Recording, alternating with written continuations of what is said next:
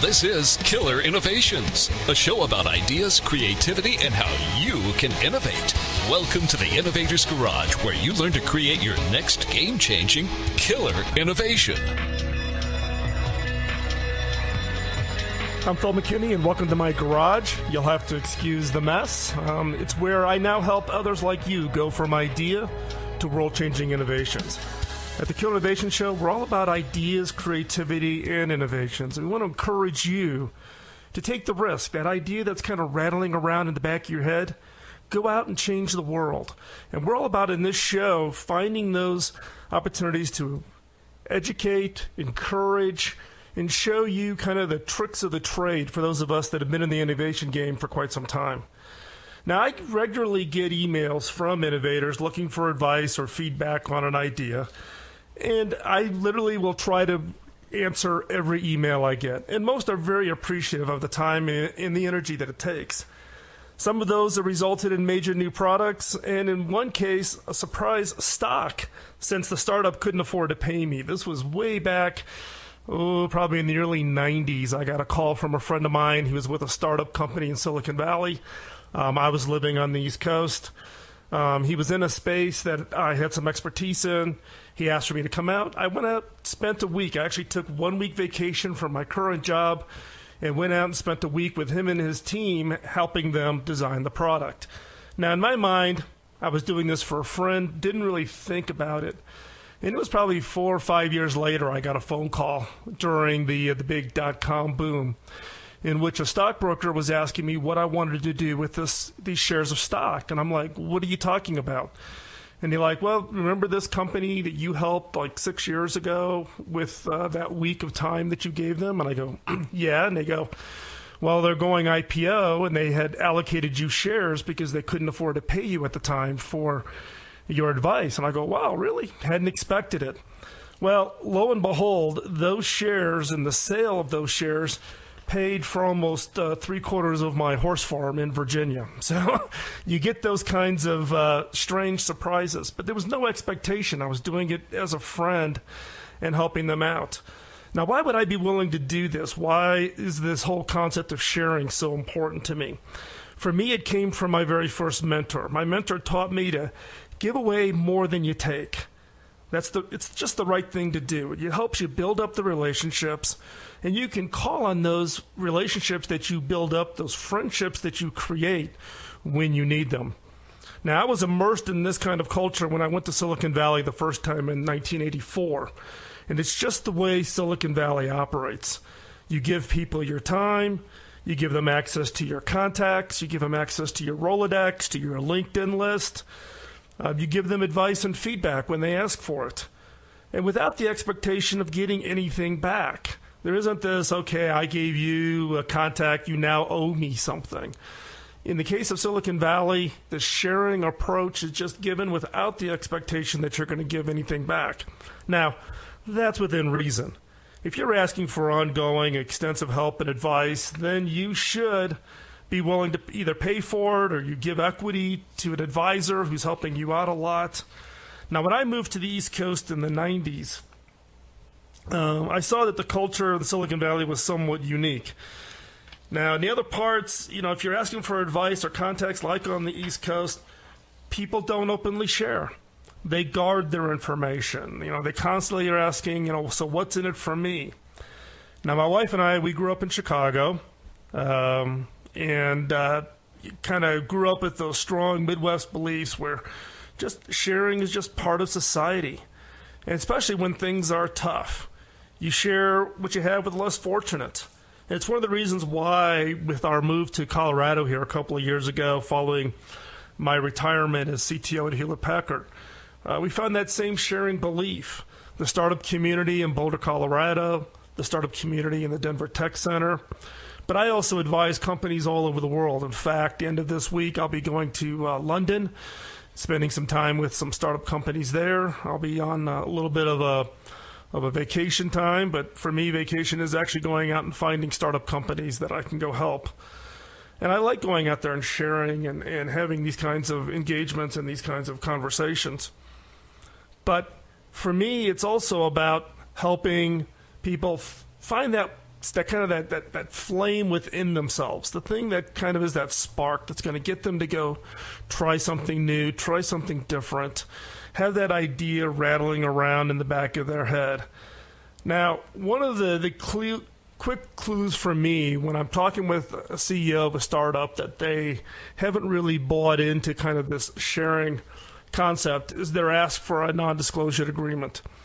A lot of CEOs will ask for an NDA right out of the gate. First part of the conversation. Great, Phil.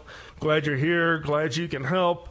However, I need for you to sign this NDA before we can start the conversation. In the case of Silicon Valley, nobody asks for NDAs anymore.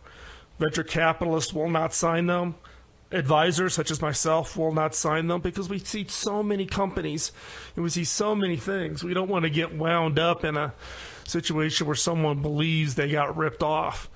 So, albeit people who are in the Valley, we are very protective of the information we're given. If you can check someone's reputation. Is this someone that if you're going to share it with them, are they going to rip it off? But the challenge on ripping off isn't so much that they now know your idea and all of a sudden that idea emerges 10 years down the line, because the value is not in the idea. The value is in the execution. It is getting out there and actually doing something with it. It's not about, I've got this thing written in my moleskin and it's sitting on the shelf. Look, I'm sitting here next to my desk in Colorado. I can look over. I've got this big, huge Tupperware bucket sitting here next to my desk. And there's probably 75 or 80 moleskin notebooks full of ideas that I've collected over the last 30 years. Right? The value of those ideas sitting in that Tupperware container is the value of the Tupperware container and how much it cost me to buy the moleskins. Until I'm willing to open those up, find the best ideas, and then actually go off and translate them into something, that's where value is created. I can't tell you how many times I sit down in at an event or after a speech, and someone will come up and say, such and such, new product, yeah, and you go, well, I came up with it first. Well, there's no value in the fact that you came up with it. The value came in the person who actually did something with it. And when it comes to being an innovator, sharing allows you to build that ecosystem. It allows you to connect with other innovators. Because let's face it, it's lonely out here as an innovator. You got the corporate antibodies telling you, no, your idea is not any good. It's not gonna make it. You've got, even in some cases, family members telling you, no, take the safe job. Don't take that risk. Don't bet a little bit of our life savings into your new idea. So finding other innovators, finding people that are like-minded, that are doing interesting work, that becomes part of one of those key processes from the standpoint of sharing. And let's face it, we all share. We've either shared with somebody or someone's shared with us. So is there that one person who gave you that one piece of advice, in my case, my early mentor?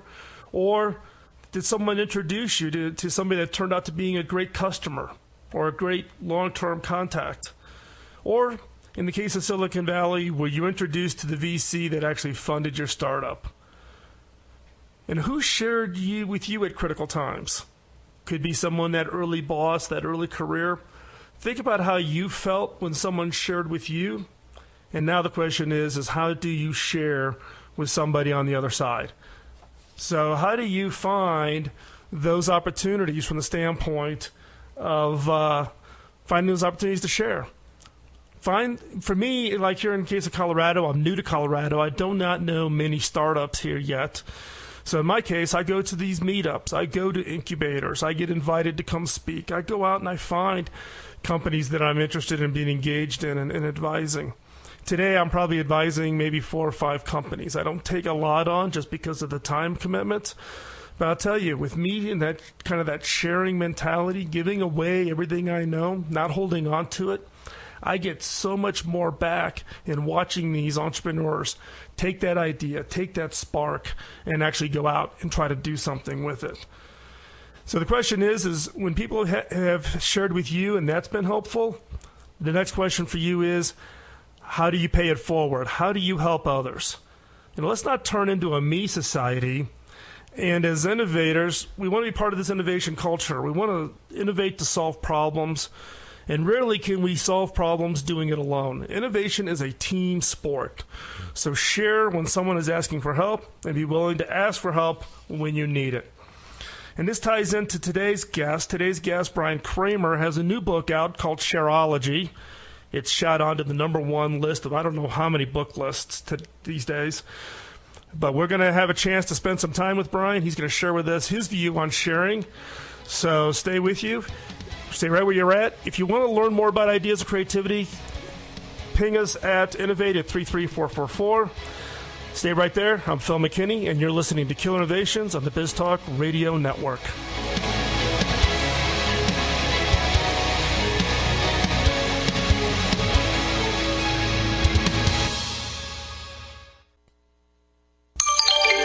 BizTalk Radio.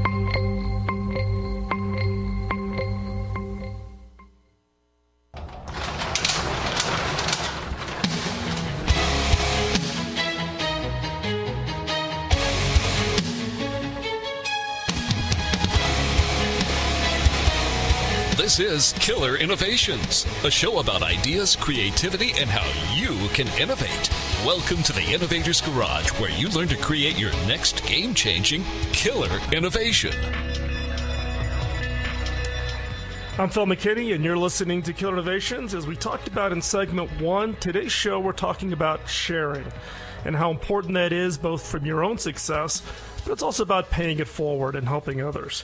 Our guest today is Brian Kramer. Brian's latest book, Shareology, made USA Today's top 150 book list the week it was released, as well as the #1 on Amazon in a number of the categories. The book explores the history, art, and science of sharing and illustrates why sharing kind of gives you that unique competitive advantage. It's not that opposite perspective of holding on to things, but by sharing it, you actually increase unique competitive advantage, both for you as an individual, but also for corporations. So, Brian, hey, how are you doing? And it's been way too long since we've gotten together.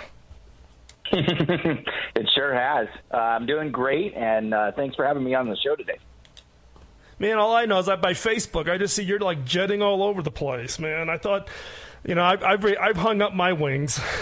It looks like you've picked them up. Yeah, it's been a wild ride. And I remember back when you and I had lunch here in San Jose, and I was just starting on my blog that you got me going on, and you were telling me about your travels, and I got so excited. I think I went and tried it a little for myself here. Well, it's like I said, be careful what you share, right? People may take and run with it. And congratulations on the book, man. It is really great. It's really great. I really enjoyed it. So tell me what got you all hooked up on this whole sharing kind of mantra that you're out there doing now? What is it that kind of got that spark for you, and why do you think it's so important for us? Yeah, so, well, the book is an extension of my first book, Human to Human. There's no B2B or B2C, it's human to human. And so I actually started this book 2 years ago, but I ended up putting it down, setting it aside because my first book was kind of a surprise baby. I didn't really plan it. And so at the end of the day, I tell the story both in the book and in my TED Talk that several years ago I kind of lost my way a little bit, and I started to get out there and start sharing, both educating through interviews like this and meeting people through social media and so on and so forth. And before I knew it, it was giving so much back to me in spades that I started to recollect myself and figure out what I wanted to do and how I could provide value back to the company that I had built. And so, that sharing was born for me as something that not only helped others, but it also helped me too. Yeah, I think, if you look back, from the standpoint of, as I was saying in segment 1 about the kind of the culture also of Silicon Valley, where you just find that people just kind of give that sharing away. They share their contacts, they share their experiences and their expertise. In the case of you and I met because we both were serving on the executive board for the Boy Scouts of America at the Silicon Valley Council. You heading up the marketing, and I had the enviable job of heading up the fundraising. Yeah, what was it? You collected the money, I spent the money. Yeah, that was that was definitely the analogy, or at least the hard time I gave you on the board, right? The more you spent, it meant more. The more I had to raise for the nonprofits. So. But I think it's also that whole concept of the fact that, you know, do you keep everything locked away and keep it for yourself and treat everything as proprietary confidential, or do you get out there and share it? So talk a little bit about kind of your perspective on that role, as far as particularly in the context of Silicon Valley and in the kind of the culture that's grown up there. Yeah. Well, so yeah, Silicon Valley is a kind of a unique animal, and you know that as well as I do, having been here. So it's not that unlike anywhere else. I mean, everyone always faces that single question of what do I have to share, and why would people want to listen to me? And you know, when you think about that, and you think about the challenge what each of us faces when we face that question. You know, it's kind of surprising. You know, I had a friend of mine who we were hiking a week ago, and he was asking me exactly that question. He said, why would anybody want to hear what I have to say? And on different things. And I said, take this, for instance, 10 minutes ago while we were hiking, you were showing me all the ins and outs of this app called Runkeeper, which I hadn't used before.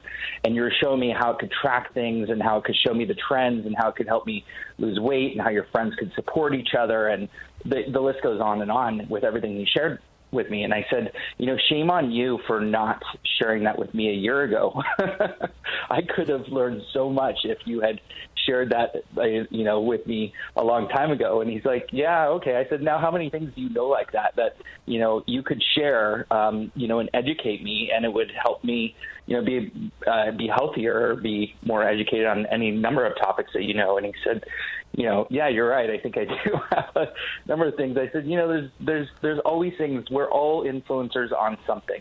We all are passionate about something, at least one thing, at the very least. And we know a lot about that thing, so why not share it? And I think, you know, not just Silicon Valley, but everywhere, everyone has that kind of information stored away, and can really help people. And once you help people, man, the doors just open wide up.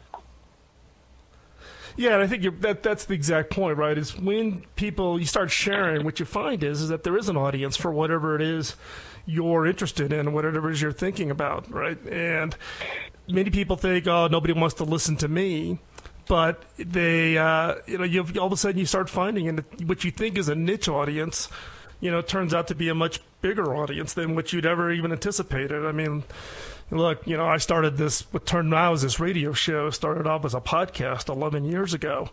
And I thought it was going to be a pretty niche-y little thing, talking about innovation and creativity, and how do you take products and bring them to market, et cetera. And then it's just kind of continue to grow and expand, and now I've got this radio show. So we're going to stay right where we're at. And Brian, what I'm going to ask is, in the next segment, is for you to think about, when we come back, for you to give kind of 3 recommendations on how people can kind of get started on this whole concept of sharing.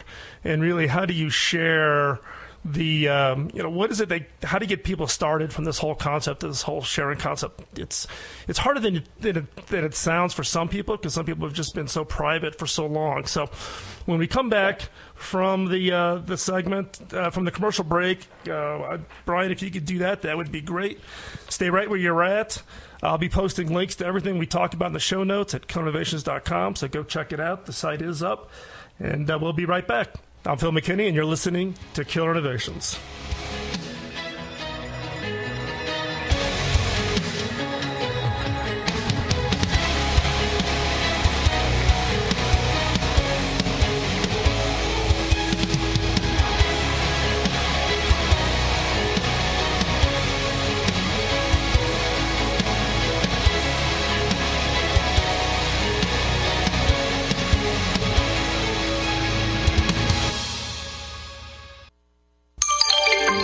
Biz Talk Radio.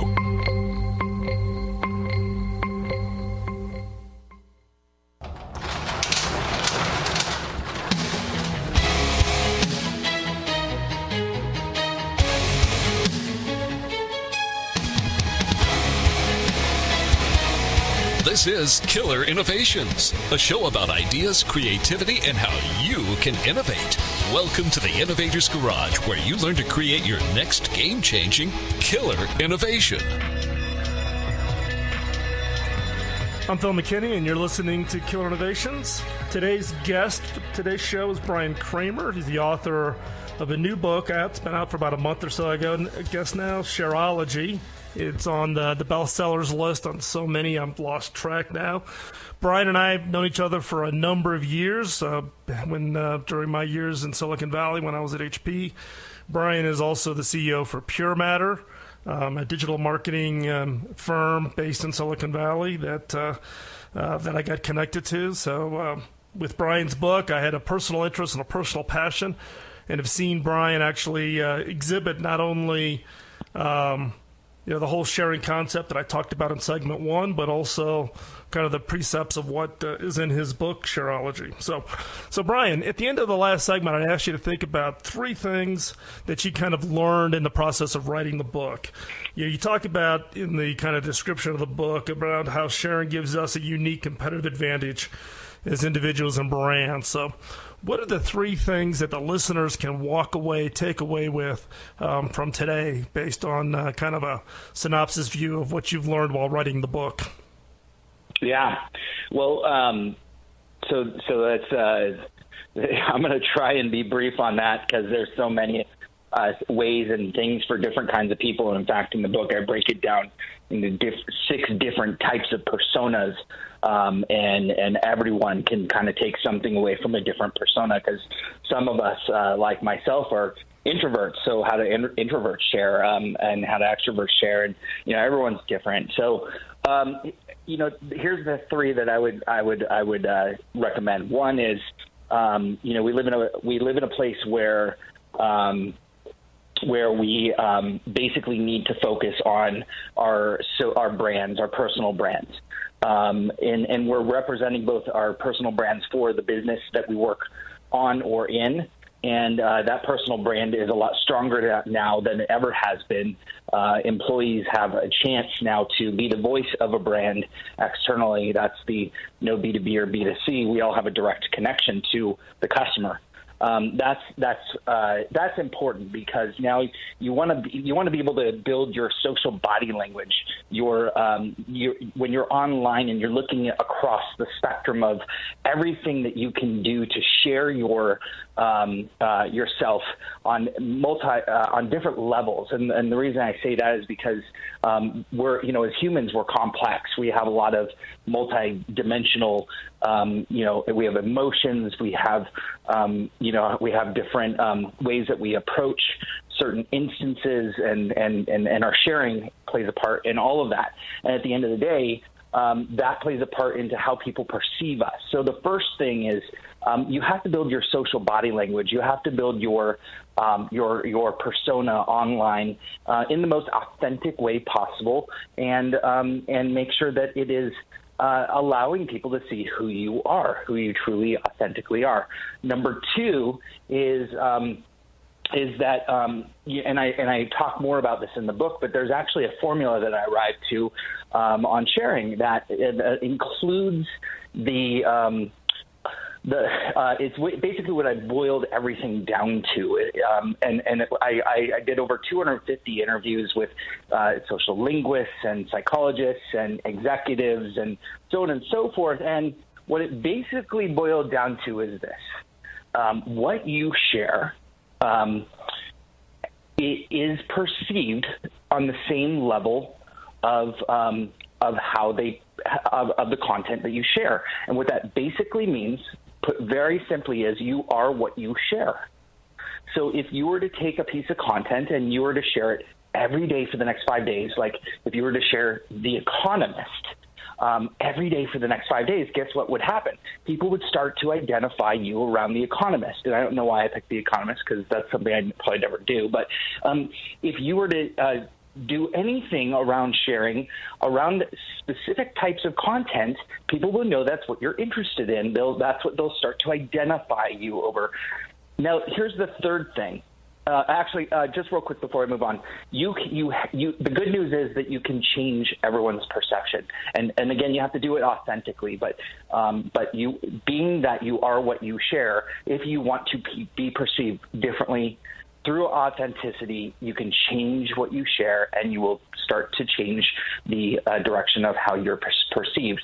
So the final thing. Is that you don't, if you're just getting started, a lot of people are still getting started on figuring out what it is that their passion is and what to share. Don't think about it in terms of don't get caught up on the topic of what you have to share. Interview others. Go out there and find people that you want to help tell their stories. And in doing so, you're going to meet new people, B, you're going to learn new things, and C, you're going to share that information that they have and help them out. And I guarantee you that you're going to make different kinds of connections on different levels simply by taking that one tactic of interviewing others and helping to share their story. It's going to come back to help you. It just will. So I would say that those are the three really important points if you take anything away from the book. Again, I haven't divided up the whole book into the art and the science side, so you can learn a little bit about both, but it kind of boils down to those three things. Well, I think the particularly on item number 3, right? Don't get caught up on your topic, right? Because I think people kind of get into this, self-talk. I'm not an expert. No one's going to listen to me.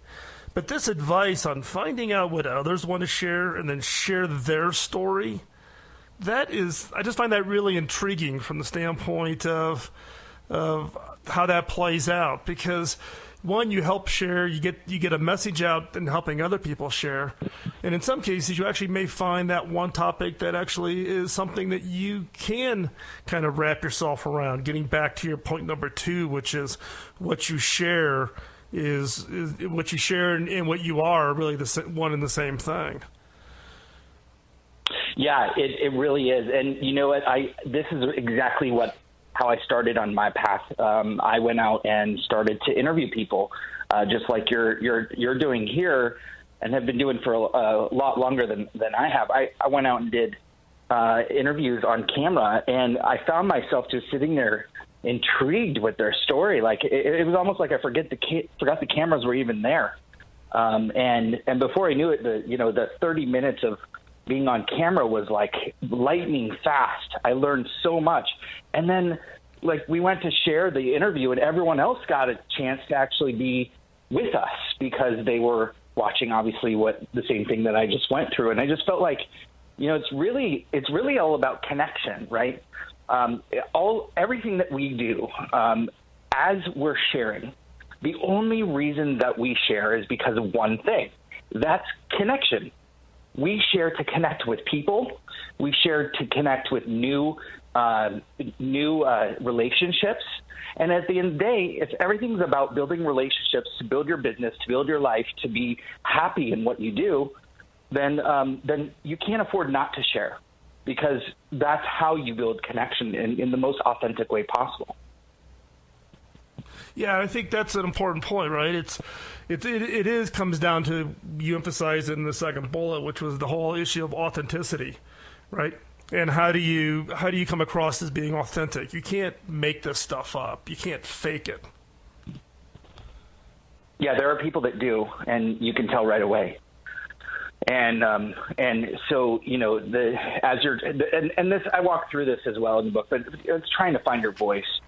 We all go through that, right? Like, who am I? What is my voice? Like, why is it that what I have to say is important or not, and all that kind of stuff. And that's why I really always suggest that you start in with finding your voice through learning through other people, through other interviews, and eventually you'll just find your voice. Don't try too hard. If you try too hard, that's where the inauthenticity comes, and you don't want that. So be real. That's exactly right. You got to make sure that you're authentic. So as we come up at the end of the segment here, Brian, if people want to follow what you're doing, how can they find you? Yeah, really easy. Just go to my website, and I've got just about everything there. My books, podcasts, and things to learn from, my social handles, all that kind of stuff. It's briankramer.com, and that's Brian with a Y and Kramer with a K. So it's pretty easy to connect with me there, and I'm on Twitter and Facebook and all those other nice platforms as well. Great. Hey, Brian, really appreciate you coming, spending the time with us. If you want to stay connected with us here at Killer Innovations, text the word INNOVATE to 33444. If you're outside the U.S., drop an email to innovate@killerinnovations.com. When we come back, have I got a killer question for you for this week. So stay tuned. I'm Phil McKinney, and this is Killer Innovations on the BizTalk Radio Network.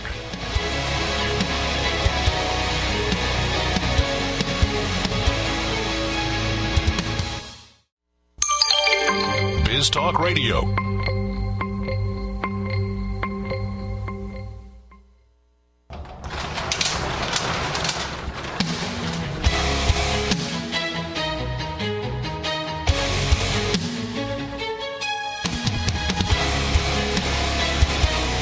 This is Killer Innovations, a show about ideas, creativity, and how you can innovate.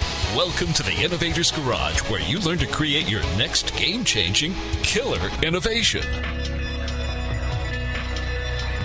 So how are you doing with the weekly creative muscle exercises? So my objective in this segment of the show is to give you challenges each week that will cause you to exercise and discover your creativity. So get out your moleskin or whatever you use to capture your ideas. It could be a napkin, back of a piece of paper, an Evernote app running on your phone, but carry it with you and get in the habit of writing down whatever inspires you, frustrates you, or ideas you hear from others.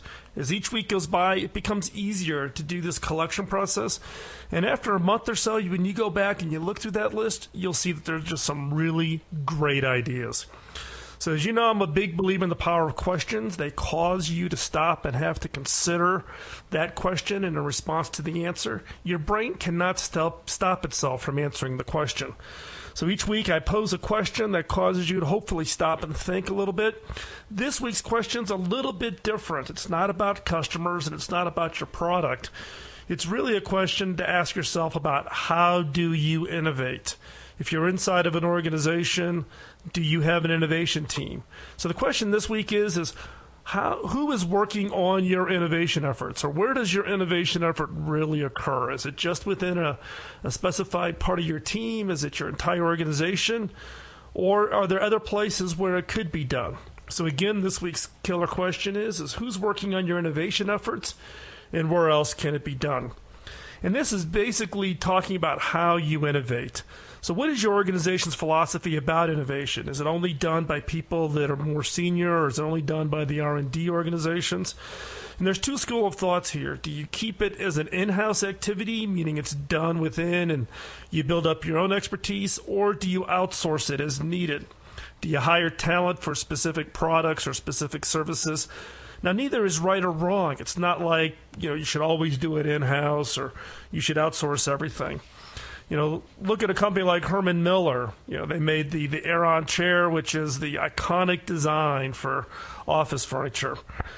Instead, you'd think they would do it internally, but they don't do their innovation internally. The way Herman Miller works is they outsource the innovation to leading designers that have their own firms. So, for instance, Charles and Ray Eames designed the classic 1950 Eames chair that way for Herman Miller. And Herman Miller knows they do this because they know their strength. Their strength is in manufacturing and distributing the final product, and they bring in world-leading designers to actually design their furniture. And it allows them then to focus on where they have that practical expertise, but there's other things they contribute. They have expertise in ergonomics, and which is kind of the less obvious details on how do you make a chair comfortable. But they also share that knowledge with the designers and innovators, and then it's all brought together and really is part of designing this next generation of furniture. Now, Herman Miller has a very different idea of where design, research, and development should take place. They've adopted the philosophy that it's more important to ensure that the best and brightest are working on your products, and that is a higher priority than making sure that the work is done in-house. So their focus is not on, do I have the right people in-house, but how do I get the best and the brightest, no matter where they are, to work on our products. And sometimes you have to put your resources in the right place to get the right results. Sometimes you just don't have it, that expertise in-house. And in some cases, you just can't afford it. You only need those expertise for a short period of time. You're better off bringing them in when you need them and outsourcing them and finding that expertise outside. And the fact is that you're never going to find 100% of what you need. If you think you have 100% of the expertise you need, you're either overpaying for those expertise or you think you've got an expertise in an area that you just flat out don't have. So another part of this whole challenge of looking at innovation and where you do it at is this whole concept of open innovation. And open innovation is a hot topic for the last 4 years. And open innovation is the approach where an organization goes outside to secure a funnel of ideas. It's not just go hire a designer to design a new piece of office furniture, but how do you go off and create a consistent funnel that's coming in? So there's some companies that leverage state universities to leverage government-funded research. Other companies sponsor promising high school students in the hope that they'll join their workforce after graduation. The U.S. government uses a program like Topcoder to create open channels for ideas coming in from software development expertise. And then there's companies like Procter & Gamble that post really their toughest engineering problems out on websites, and they offer prizes for the first person to come up with a solution.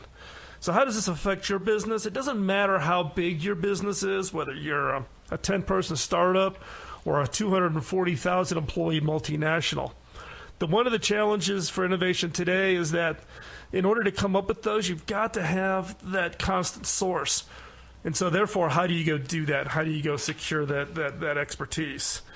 And the other challenge is the fact that there's no one company has enough funding to generate all the innovations we need. Innovations used to be all about confidentiality and funding your own research, and the future is different. This is a shift towards the knowledge economy, and that is really becoming critically important. It's about the value of the ideas. So are you doing the innovation 100% internally, or should you go outside? How confident are you that you have the best expertise? And what would be the results if you radically changed your approach? So again, this week's question is who's working on your innovation efforts? And for you to think about where else could it be done. So set aside 15 minutes a day. Think about that. Come up with 3 or 4 ways that you can find new ideas. Share your homework. Email them to me at phil@killerinnovations.com. And I'll respond to every question. Also, don't forget, if you want to stay connected, text the word innovate to 33444. If you're outside the U.S., send the email to innovate@killerinnovations.com. Check out killerinnovations.com website. It's coming out of alpha mode. It's in beta, so we'd love to have your feedback. And so I'd love to hear from you on all of those new ideas, new shows. Don't miss out on all the other great shows over at BizTalk Radio Network. Go visit biztalkradio.com. You can also download the mobile app. Today's show was engineered by Hunter, who has the difficult task of trying to keep me on track, watching the proverbial radio show clock. But I'd love to hear from you. Drop me a note, phil@killerinnovations.com. I'm Phil McKinney, and don't let the innovation antibodies get you down. Keep on innovating.